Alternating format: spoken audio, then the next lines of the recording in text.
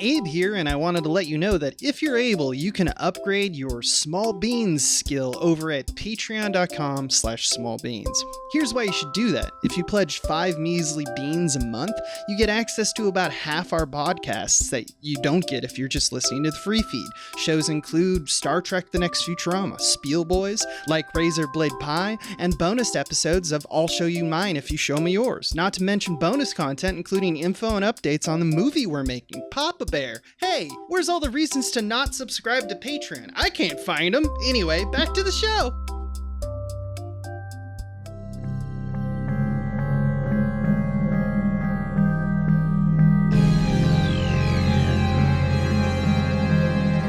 You're about to hear the recorded audio diaries of Michael Swaim, Adam Ganzer, and Abe Epperson, transmitted to you from another dimension through the wonder of podcast technology. Lost in the multiverse, they have to dig into a different piece of multiversal fiction each episode, in the hopes of finally discovering a way back to their reality. How do they know this isn't their reality? Because one of them is being a real asshole. Will our heroes ever make it home, or will they inadvertently explore our obsession with multiverses, alternate timelines, and parallel worlds, and tie it all into a conversation about postmodern art, pop culture, and what it means to be a human right now? This is Escape from the Multicurse.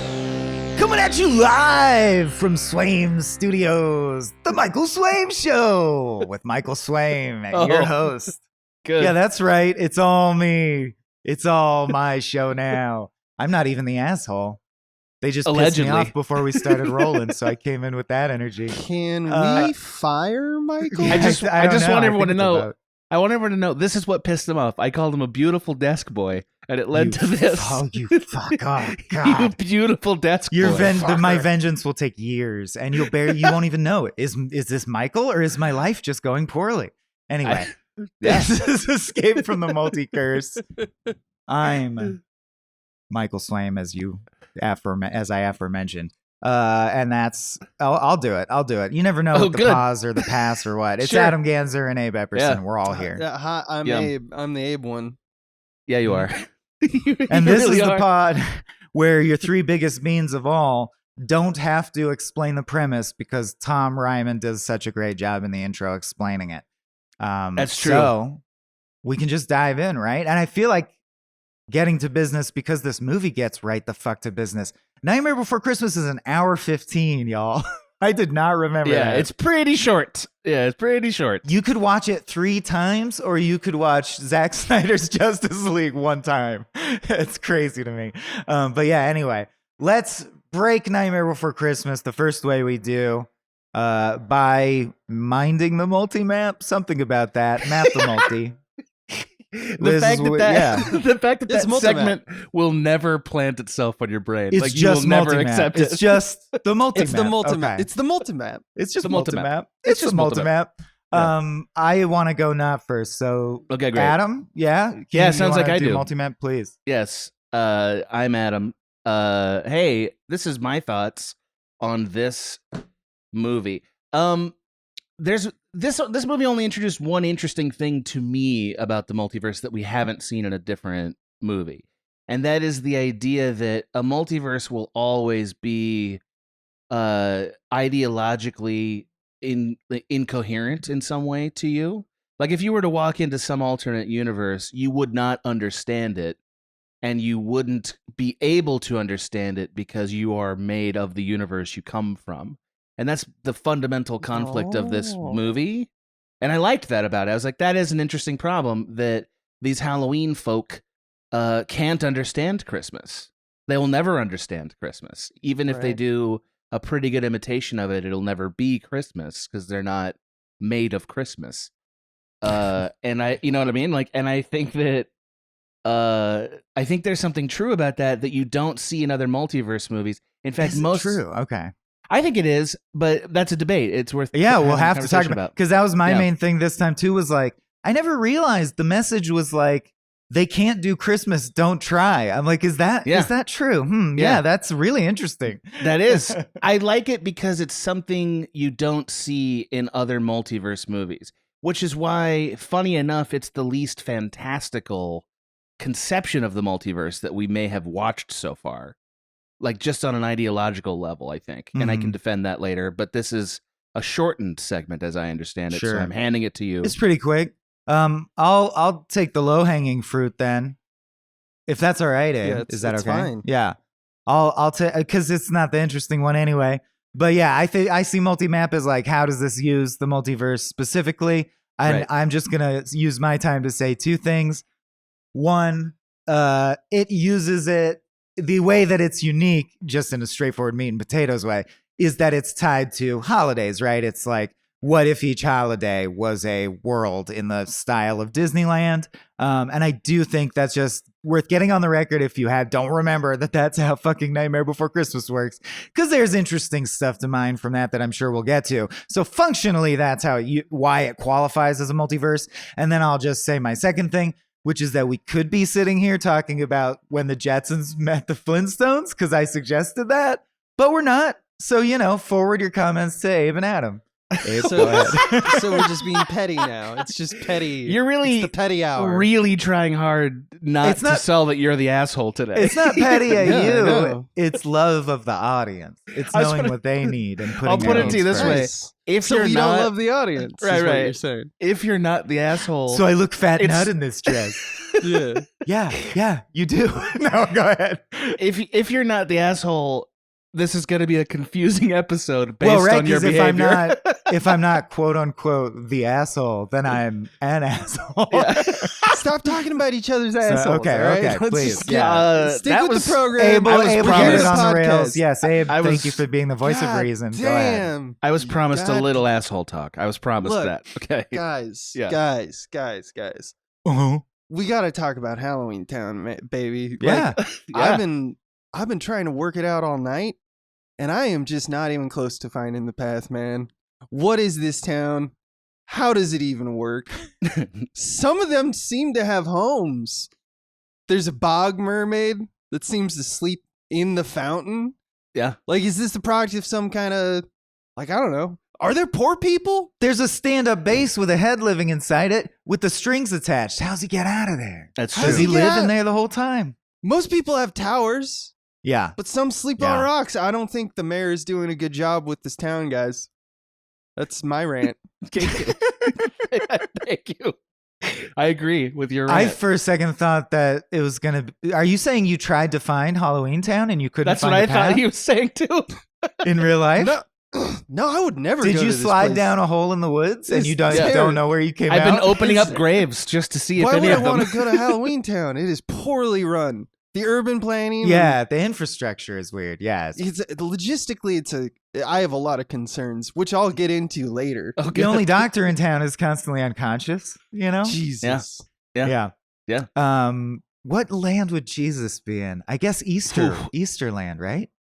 Dude, I Well, don't Christmas. know. I don't No, know. because so is the idea. I guess Santa invaded and co-opted Christmas land because there's That's right. Neither- There's it no should've been- Christianity in there. Yeah, there's no absolutely not. reason for the Yeah. season when they go Right, to right, Christmas land. That's he funny. fought and defeated Jesus. That's why he's That's saying right. Mm, Jesus that's the had to backdrop. go annex Mother's Day land and is now holed up there. Anyhow, Thank God yeah. we got that clear. I did want to point out Glenn Shaddix voices the mayor, who is what's his name? Lars. He has some weird name in Beetlejuice. The guy Yeah, yeah, Otho and Beetlejuice. Yeah, he does a good voice. He doesn't sound like himself. Yeah, Tim Burton, of course. I don't know why I do the boilerplate stuff, but if you guys don't know, Tim Burton and Henry Selick are the main creative forces behind it. Henry Selick from the stop motion point of view, Tim Burton from the it looks like a Tim Burton point of view. But since I'm QBing this episode, let's move into the second thing. Verses on Verses, where we get to just unpack everything we wanted to talk about. And I would love to just throw something out that Adam said right before we started taping. What do you mean by beautiful desk boy? Explain yourself. Let's relitigate that. Yeah. So what? I can't have like a lounge, a chaise lounge. That Was would I be not weird to you? beautiful before? I'm not beautiful Fuck on a, you. on a throw rug. Okay, naked, kicking my legs in the air. Anyway, I just wanted to say too, trivia anecdotes that like my dad taught me growing up. Because if people have heard like the Mad God episode or various other episodes, they know I was raised to respect stop motion. I like it like to a weird degree. My dad like raised us to think stop motion was important and a really cool art form, and voice acting for that matter. So Henry Selick got a 3-picture deal. And I just want to point out, this is the only one we still really remember. I know people remember the other ones, but this one, like, boom, obviously knocked it out of the park. The next one was James and the Giant Peach, which I honestly have not watched since I saw it in theaters. I wonder if it's good. I bet it's good. I mean, I remember it from childhood. I know the stop motion was great. I haven't seen it. He's a true pioneer in stop motion. And then, of course, the third one was Monkey Bone, which I fucking love. But dude, what's Monkey Bone? And that's the only one Henry Selick directed himself. That was the one he was like, this is my big shot. And it killed Brendan Fraser's career for a time. It put it to sleep. And then the other factoid, of course, the first concert I ever went to was Oingo Boingo's last concert. I fucking love Oingo Boingo. Headed up by Danny Elfman, who said he would only do this movie, write the music, if he could sing it and it would stay his voice in the cut. He did not want like a Disney voice actor overdubbing his performance technique. And I will argue that that's a that he delivers like an all-time good character-driven vocal performance. Yeah, that he's like, I'm going to write the music. It's like if Elton John was like, yeah, I'll do Lion King, but when Mufasa gets his song, it's my voice. You cut to me singing.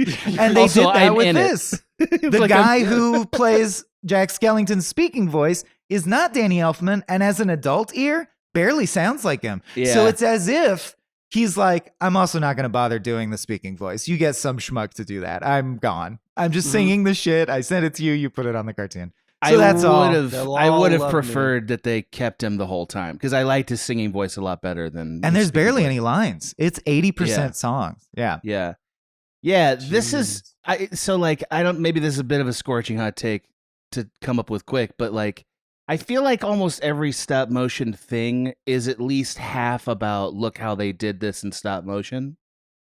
You know, and then that's built around set pieces that they're like, this would look cool in stop motion. Exactly. This would look cool. Yeah. Exactly. This is the best work of stop motion to me that I've ever seen. Like, there's been great things made and others that maybe are more The technology has obviously improved over time, but that's not what you mean, right? This one, this feels like only could exist at the level it does in this format.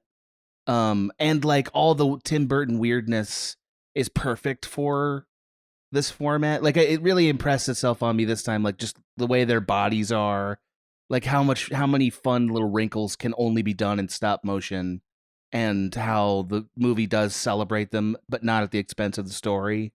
It's really, really good in that way, but it definitely wants you to like look at Santa's little legs. You know, look at Jack Skellington's the longness little body and the longness and thinness of Jack Skellington's legs cannot be overstated. It's great. But it's Tim so Burton good. Shit.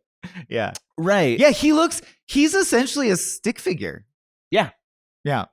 That's right. I don't know why he's a pumpkin king. I mean, I do because they showed it. The pumpkin king. This is my question. If Jack is king, why do they even need the mayor? Great question. Mayor, what? Yeah, how is there a mayor and king? That never occurred to me. He actually says at one point, the mayor says, like, I can't make decisions without myself. Jack. He says that, So functionally, what's the point of him as a government official? It seems like a waste of resources to me.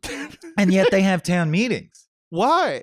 So I wonder if, and here's the thing, Jack does whatever the fuck he wants. If he wants to fuck around in the woods for a while, he does that. So like, does the whole government just shut down at his whim whenever he goes anywhere? Seems like it.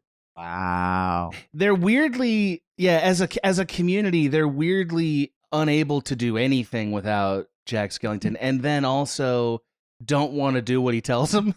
So like they're just the worst community. You know, they don't want to do it. I wonder how y'all felt about the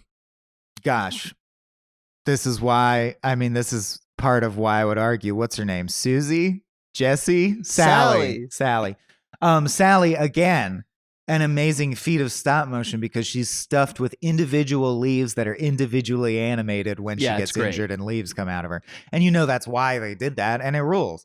But also, I did notice through my modern critical eye that it has that cracked article aspect of from like they don't know each other. Like Right, Jack right. never even is aware she exists. She just stalks him, and then at the end they kiss. Why does he even know who she is? Like, it's crazy how.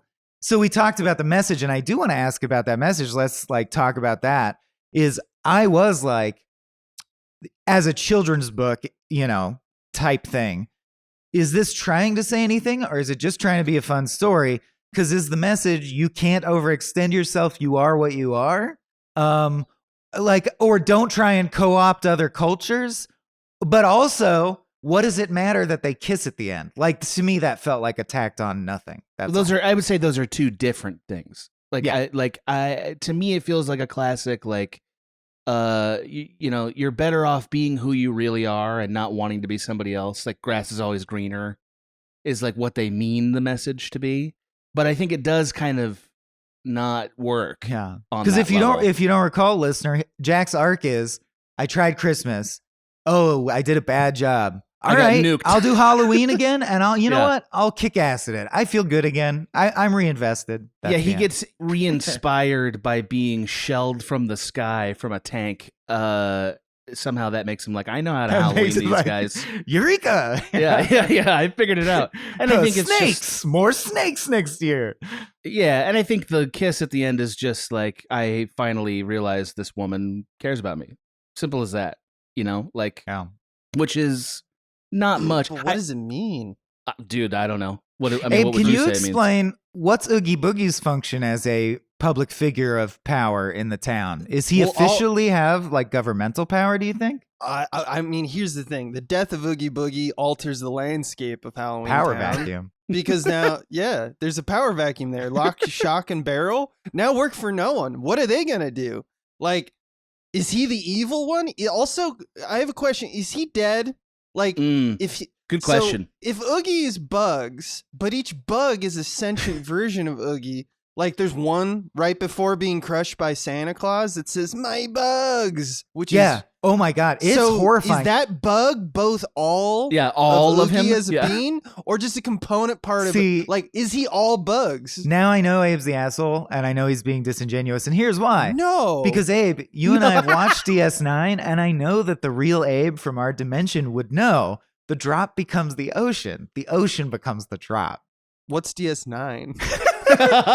See, dude, it's a giveaway. All right, but check this guy for assholes. That also maybe he's my God, it's assholes. I just all the have way the down. two assholes like everyone else. Yeah. I do want to give Tim Burton credit for so early in my childhood. He really was, between this and the book he did, The Melancholy Death of Oyster Boy. Yeah. He seems, I know there's like a movement of Tim Burton's done now or washed up, whatever, time makes fools of us all, or it becomes rote. But he was willing to scare kids more than everyone. And it worked. Or like, I was fascinated as a kid that the Halloween tropes are sincerely, Lock, Shock, and Barrel are scary children. Like, and some of the ideas in it are truly scary. There's a hanging tree that looks like a lynch tree with skeletons. Like, and the Oogie Boogie dies by exploding in bugs, as Jason Pargin might write, into a cloud of snakes and then dissolving in lava as he screams, "My box, my box." It's fucked up, bro. And yet Disney did buy it. You know what I mean? Like, so he I feel like he was a little ahead of the culture. He's great at riding that line. That's his thing. That's his signature. Yeah. Well, I think, the fact that a lot of kids did love it. Like, I think he was right. That his sensibility for what kids actually like was ahead of the most content creators of his time. It might be why we love him even more than some of the other filmmakers that made stuff like this. Because I think he knew what kids wanted more. Sorry, you were groaning, Abe. Did you want to groan more? I just hate that we call them content creators. I'm sorry. Forgive me, Abe. Sure. You're forgiven. Thank you, Abe. The real Abe always forgives. Did y'all see Corpse Bride? Yes, I never saw years that. ago, It felt like, was it trying as hard as it looked to be just a Nightmare Before Christmas again? I think it was trying really hard to be another Tim Burton project. Okay. Because all of his projects look like this. Like, even Big that Fish ground looks like made this. of swirly wood, that is like iconic in my mind. Yeah. Yeah. some of the actual sets, the stop motion look of it. I was That mayor thinking of- whose head switches around is truly an iconic design. It's great, and it's also like sort of a spin on the Giannis character, right? Like I was thinking of Sleepy Hollow, a movie that also he manages to get almost as distorted a look, even though it's live action. Live Like, action, right? He's got such a great, very specific, like his work immediately. But see, this is what I mean when I say that like stop motion kind of invites you to talk about the techniques and stuff. Mhm. Like that's like you see how like natural it is for us to be like, let's talk about all the weird little artifacts of it, rather than like, and maybe there's a musical problem too, rather than like what is it about or what does it mean? Because it actually is kind of an interesting multiverse a bit, don't you think?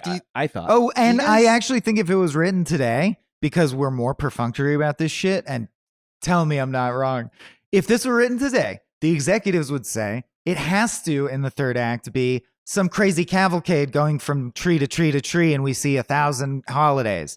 Like that Most would be likely. Act 3. Yeah, most likely. You think Tim Burton's dick like unfurls like the moth tongues that he's got going? Is that a Beantown joke? I think it is. Do I think he that eats out happens? with a moth. That is a Beantown joke. Yeah, that is. Yeah. But Eating that's out true. Their pussies. Probably Yeah, that's the right. pussy. Yeah, All right. All right. the pussy. Great. I think about it a lot. I think about. I guess okay. So the disconnect to me is, couldn't Jack? I can't segue from eating out with a moth tongue. I'm trying. Got him. Okay, I just won't segue. Couldn't Jack? It has the thing I hate where Jack. It's like he can't explain what the difference is between Christmas. It fails to. He can't elucidate it. It escapes him, and it's like. They try to make everyone happy instead of scaring people. Get it? Like you could explain it so easily. That's weird that you have that critique. Can't the Halloween people understand what Christmas is? I mean, obviously so I'm not. saying, speak to me about what is that analogous to or trying to say? Is it that like you can't learn or grow, or like you shouldn't enjoy other cultures, or you know what I mean? Do those feel like disingenuous interpretations? A bit, but I accept them because I think you mean them sincerely.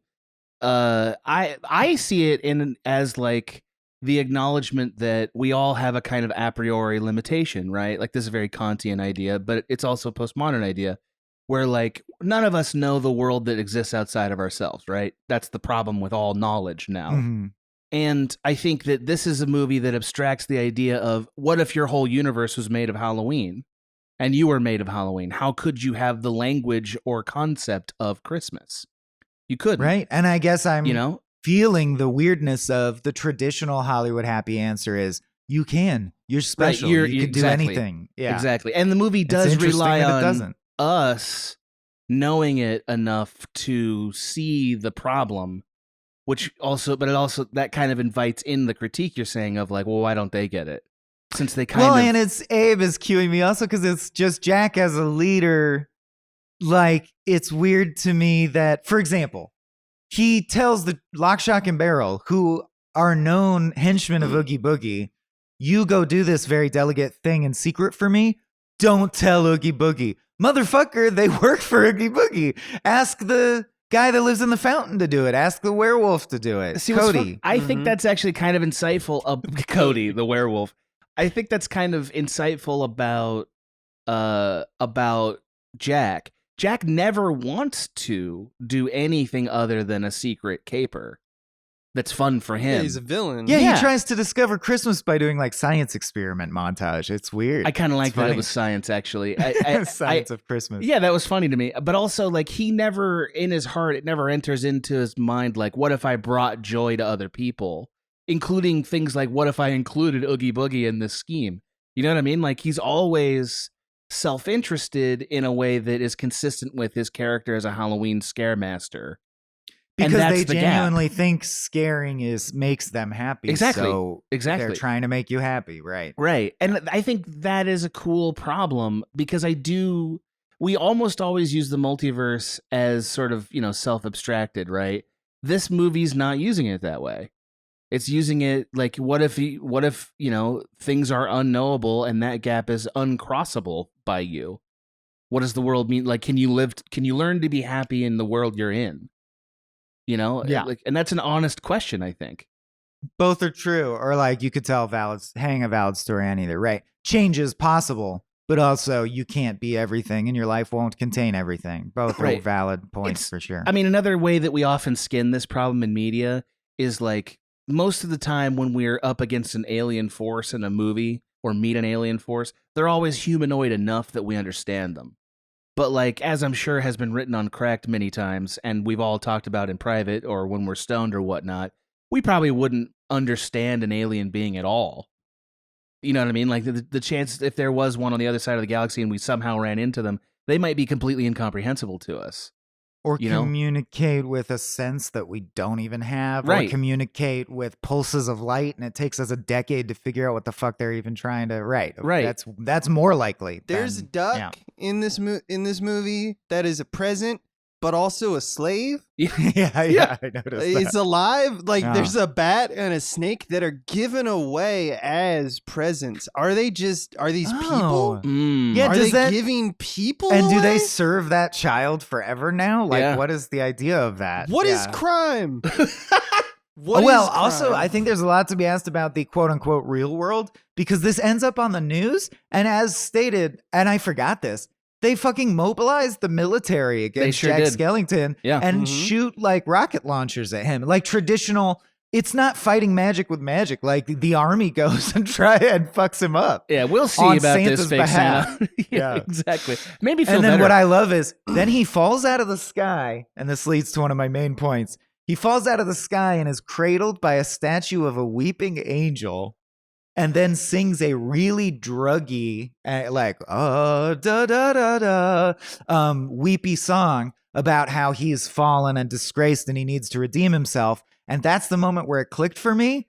And people who know the story, please go back and compare. This movie is Jesus Christ Superstar with Jack as Jesus, Sally as Mary, and Oogie Boogie as Judas, beat for beat. And the Oh, songs wow. line up. Yeah. I haven't. It's been too long. Which for is me to- another rock musical of similar length makes sense. that deals with similar themes. Yeah.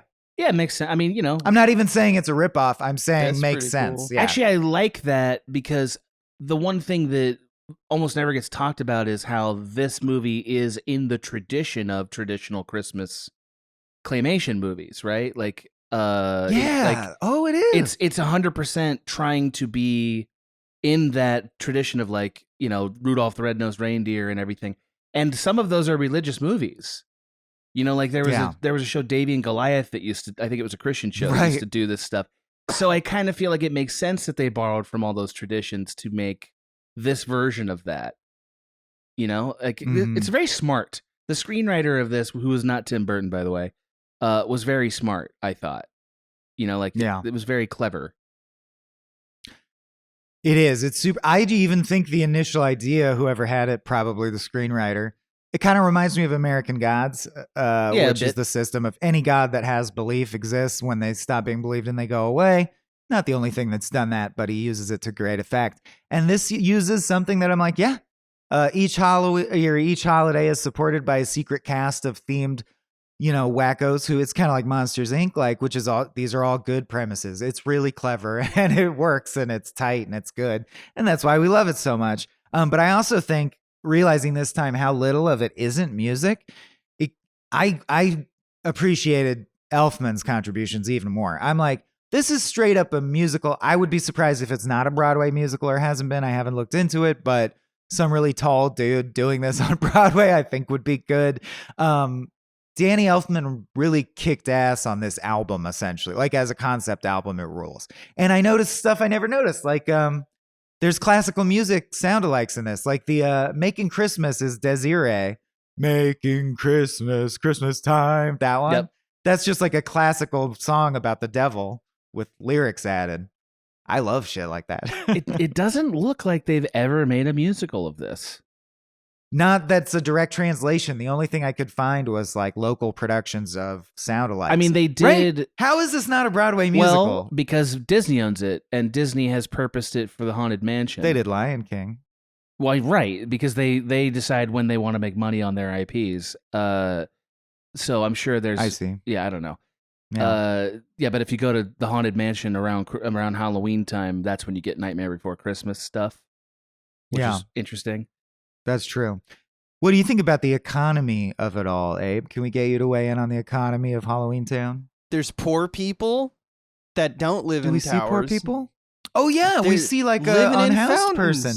Yep. Like, are there sewers? Jack is just bones. That's true. I don't think it's a post-scarcity society, and the reason I say that is Oogie Boogie's house is a casino. How could they have gambling if there's no economy? So Who's money. But who's going to that casino? People who don't survive. Whose blood do the vampires suck? It's all wildly out of Ooh, proportion. Maybe it's all camel rules. Like they drink blood once a year and they just sort of sit on it. Maybe. It keeps on coming Halloween. down to magic for me, man. Because life and death, I think this is what happens to society when they have conquered life and death.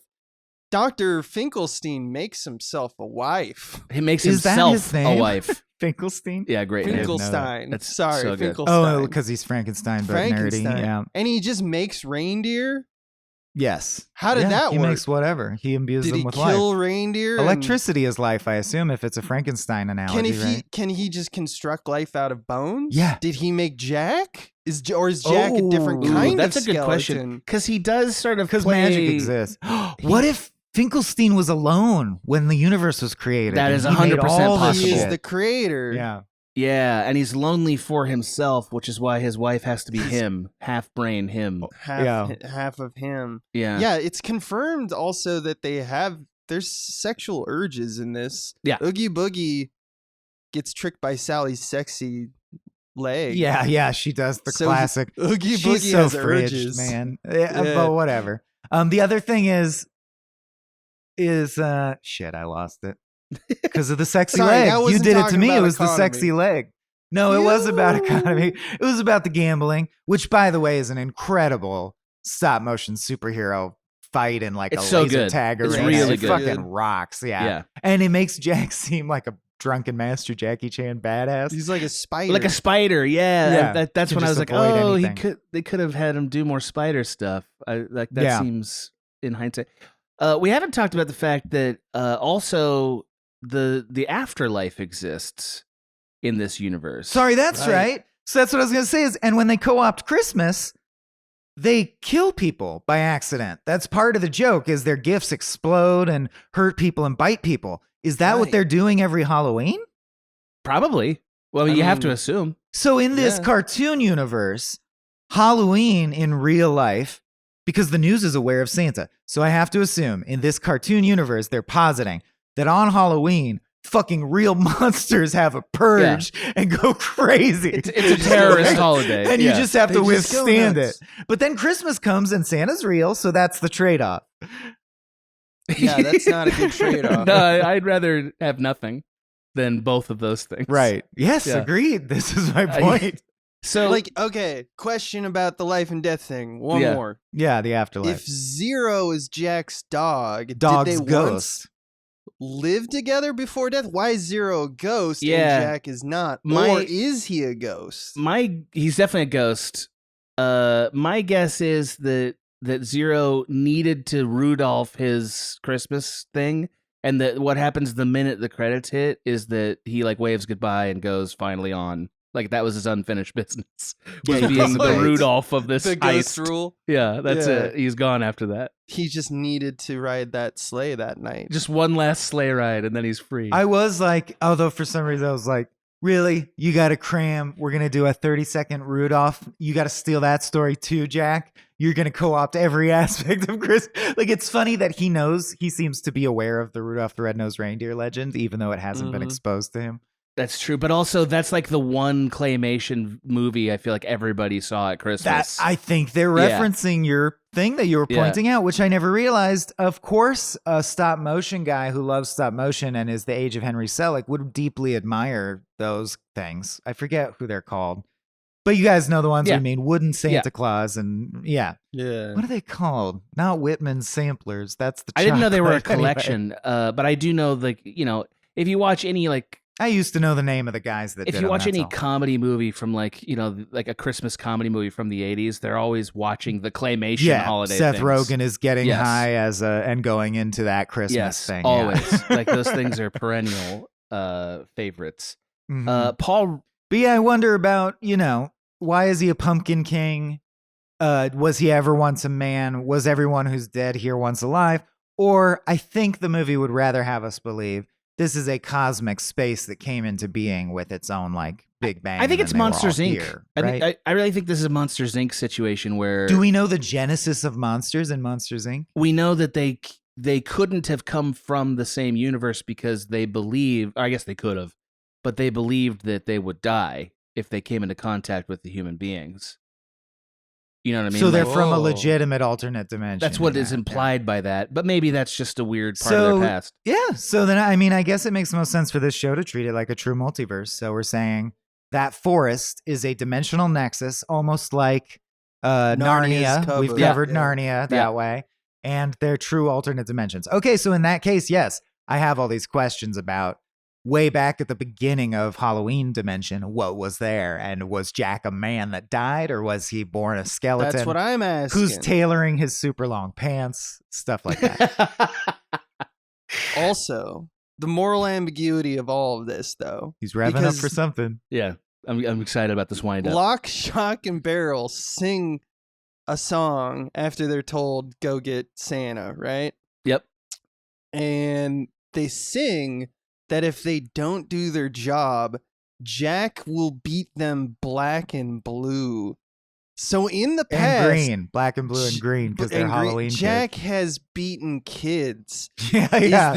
Is this a bigger crime than what Oogie does with Santa? Is his death justice? Right. And is Oogie Boogie, was that Jack? Was that the death penalty? Was that him being like, as Pumpkin King, I'm executing? Like Fables does that, right? What's interesting Right. about Fables is they'll execute someone and then they'll dig into like, is Snow White allowed to just execute people? Yeah. But this, of course, they gloss over it. But like, is Jack They allowed just to just gloss- kill people? And There's a beat part of kids? me that feels like Santa is the only person in Halloween Town who could actually be injured by anything in Halloween Town. Like it's Yeah. all sort of a play being put internal on. consistency thing. But do they? So I'm saying, do Halloween Town entities ever end? Do they have an afterlife? Is there Or is this consequences, more an internal importantly? like an eternal limbo that has always existed and will always exist? There you is know? a man who is just in the stocks in town. He has committed a crime It and is they have permanent. put him in. What did he do? What are the crimes? But it in wasn't so Halloween bad Town? that he got executed. So Yeah. what lesser crime? Also, Yeah. could you? I always have this question about alternate dimensions. What if you built a rocket ship and flew into space in Halloween Town dimension? What's up out there? there? Yeah. yeah. What's yeah, up I there? always Is it wondered shit like space that. space demon Just- stars or whatever? Yeah. I think Like Zero, a whole Halloween universe of different Halloween.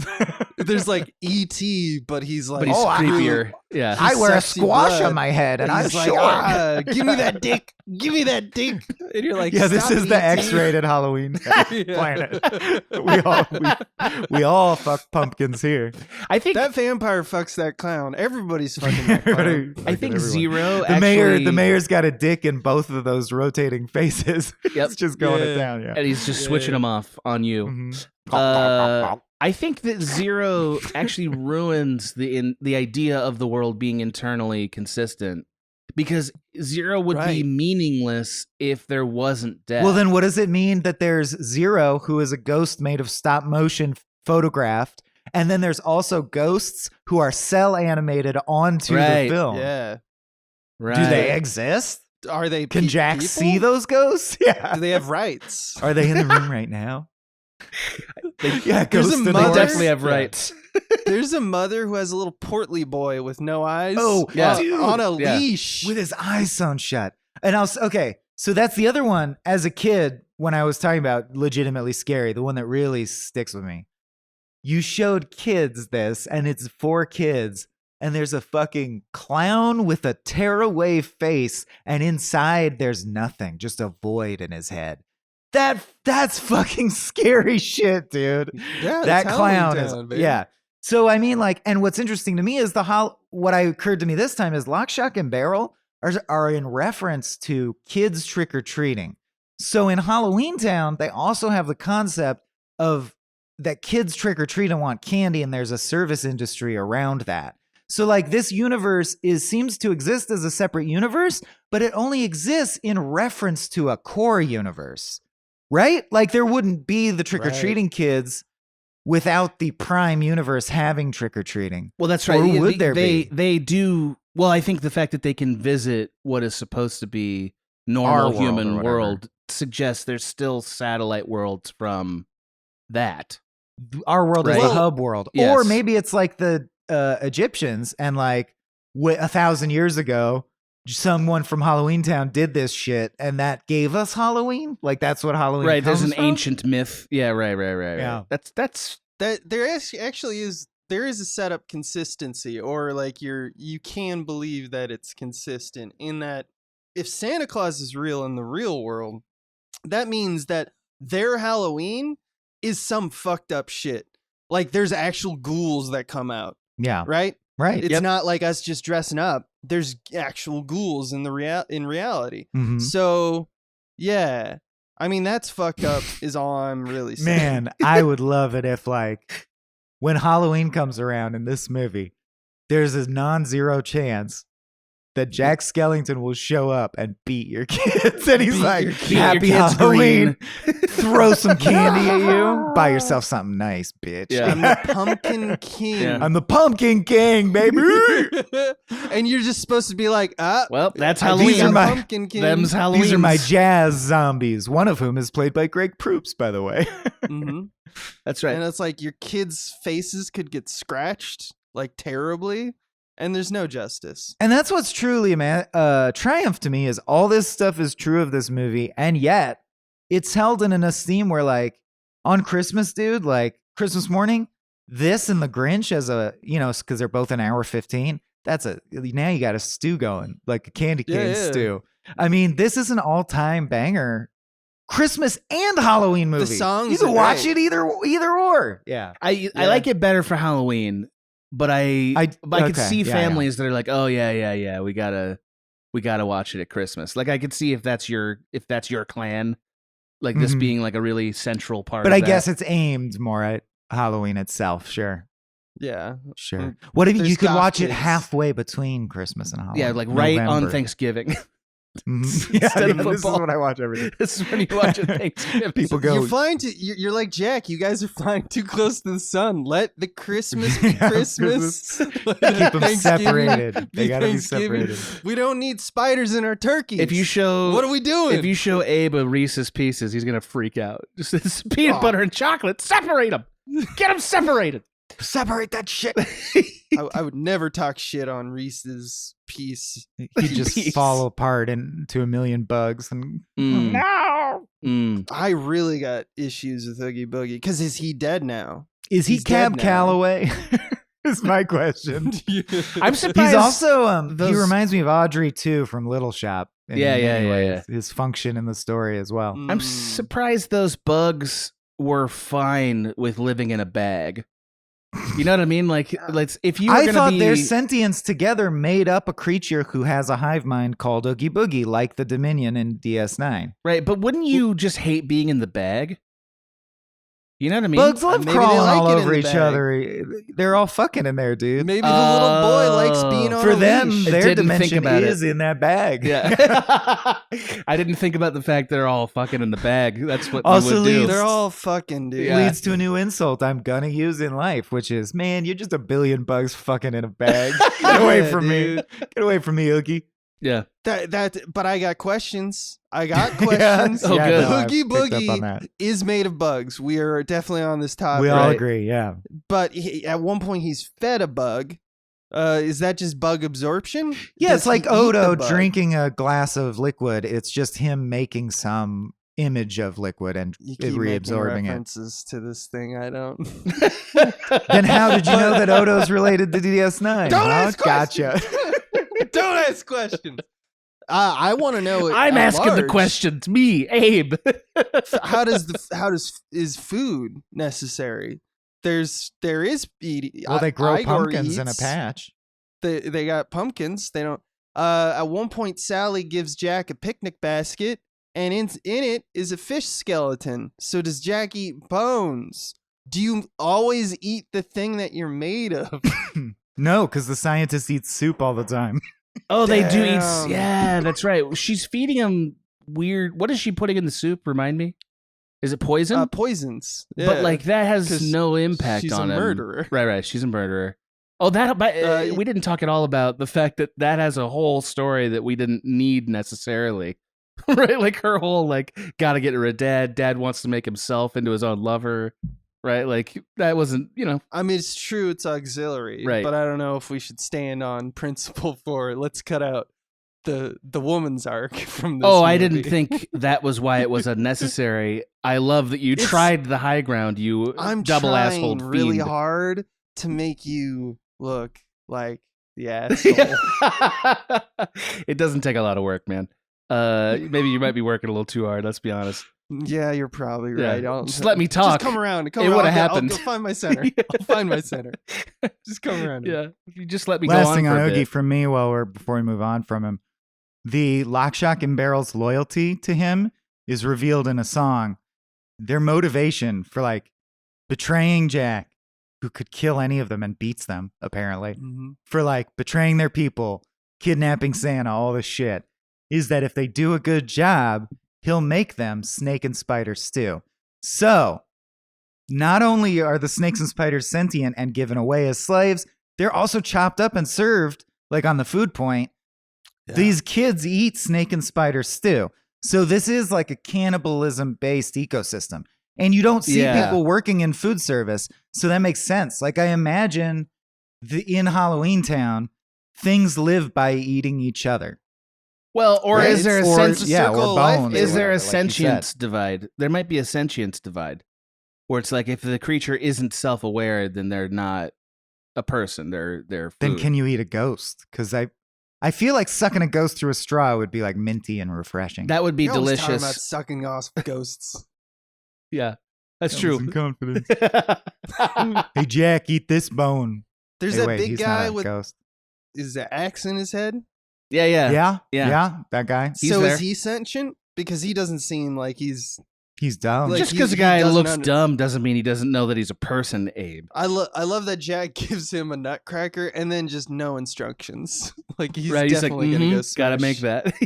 some testicles? Question mark. I don't know what he's going Yeah. for, but that X face. Like I don't know if we start making divisions about what is sentience based off, we can cut them up, or they don't talk the same way we do.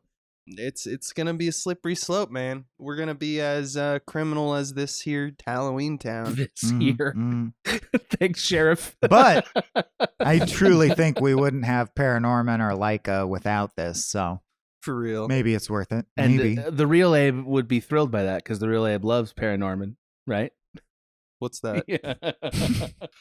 What are crimes? DS9 stands for Paranorman. Yeah. We're talking about a thing. Yeah. It's- Okay. Maybe it's time to. I think it's time Yeah. because the movie's an hour 15, so I don't need the episode to be longer than the movie. Sure. So just a few minutes early, let's hop into Portal Judgment Round. It's called closing the wormhole. Thanks, Abe. He's so good Yeah, at you're knowing welcome, buddy. everything. You're so good at being Abe and knowing the show. Yep. I Um, am Abe. This is where we just final thoughts and decide whether we would live in one universe or the other or mix them in some way. It's basically just wrapping up thoughts in some kind of joke. I'll go first. I want to give my final thoughts. Danny Elfman sneaks the words tender lumplings into the lyrics of one of the songs, which if you're an Oingo Boingo fan, you know is awesome because that's like one of the most dark, fucked up songs they ever did was called Tender Lumplings. He clearly gets off on scaring children, or like he's clearly in a Tim Burton way, being Halloweeny. In fact, he just celebrated his 70th birthday by doing what he does every year, which is so they give him a cake and they call it like the sacrifice of the cake. So every year on his birthday, Danny Elfman like takes a knife and goes crazy on a giant cake, like stabs it 1,000 times and rips it apart. That's pretty his. cool. That's his. That's his persona and his It's tradition. like a sin eater. Yeah. Yeah. Yeah. Cinnamon cake Ooh. eater? No. Frosting eater? And then I also wanted to say if you are a huge fan of Henry Selick, as I am, you should seek out, easy to find on YouTube, his college project that sort of made him blow up and got this 3-picture deal called Slow Bob in the Lower Dimensions. That's also cool. Oh yeah. And then my final point, and the reason I would never live in the nightmare world, although you guys made me feel even more confident because we pointed out a lot of ways it doesn't really work out, but I would never live there because I value comedy and joke structure, and it's very important to me that joke math works out. And in this film, when Santa and all the crazy Halloween shit's going on in the real world, the news anchors say, "Thank gosh, Santa pulled it out of the bag." And that's played as if it's a joke because it's normally said about sports. And the thing is, that reference from sports comes from the idea of Santa pulling gifts out of a bag. So you're making a reference to something as if it's humorous, but you're actually referencing a thing that is referenced from your reference. So that joke is a travesty, and I would never step foot in that dimension. Wow. Oh. Wow. Wow. Wow. I just have one question before I give my verdict. Abe, what do you is when you say you have two assholes? Is it like soft serve where you're like choosing between them, or is it like what? Is it good? And what is the vanilla in that equation? No. I mean, I don't know why you ask a question about all of our assholes, but they're just constantly both firing. Yeah. And you're pleased. High octane. Yeah. Shitting. You're pleased with that. That's a good outcome for you. What else is there? Good question. That's just how it is. Great question. I think I'm going to leave this universe, but it was a tough call. It was a tough call. GTFO. Yeah. It's a scary universe. Yeah. Yeah, it's logistically. I have a lot of concerns. Why does the mayor exist? Is one of them. So I'm leaving too. So I'm coming with you guys, right? Yeah. Bye. Yeah, right? As Guys? Adam and I hold hands and fall backwards into a portal. I just realized there's sewers. What are they shitting? Yeah. Also, That's what I asked them. Yeah. what a wide, vast array of shits they must have to withstand. Or do they? Yeah. Or do they? Or do I feel like What it's- is a skeleton who eats bones shit? Dust? What do they eat? Scabs? Shit. Do they fuck? Well, we These know are the they questions we do. review with. We know the bugs do. Who's in the graves? All right, so this has been Swaimcast with your host Michael Swaim. Yeah. We are Swaim. Yeah, and I'd like to recommend everyone reads the works of Ayn Rand. Surprise, I was the asshole the whole time. Oh, you got us. He got us, and we're taking him home.